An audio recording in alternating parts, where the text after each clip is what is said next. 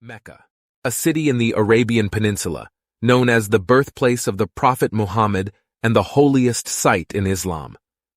But what was Mecca like before the time of the Prophet?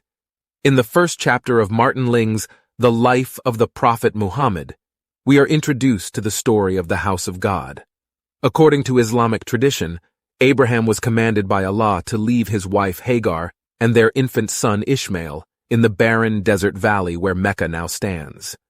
In a moment of desperation, Hagar ran back and forth between two hills in search of water for her thirsty child.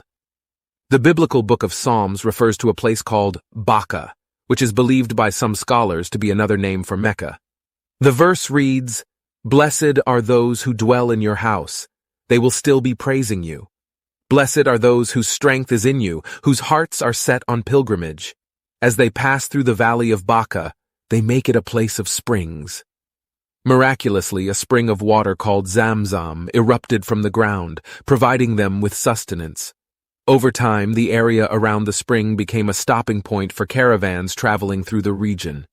It was here that Abraham and Ishmael built a sanctuary to worship Allah, a simple cube-shaped structure that would later become the Kaaba in the desert. The Kaaba was built by Abraham and Ishmael as a place of worship for the one true God.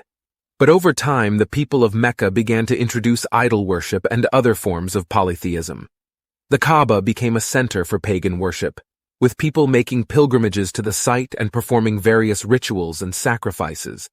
It was in this context that the Prophet Muhammad would be born and eventually called upon to restore the true monotheistic worship of the one God. And so, the house of God, a place of worship built by the Prophet Ibrahim, became a focal point for the message of the Prophet Muhammad and the birthplace of Islam.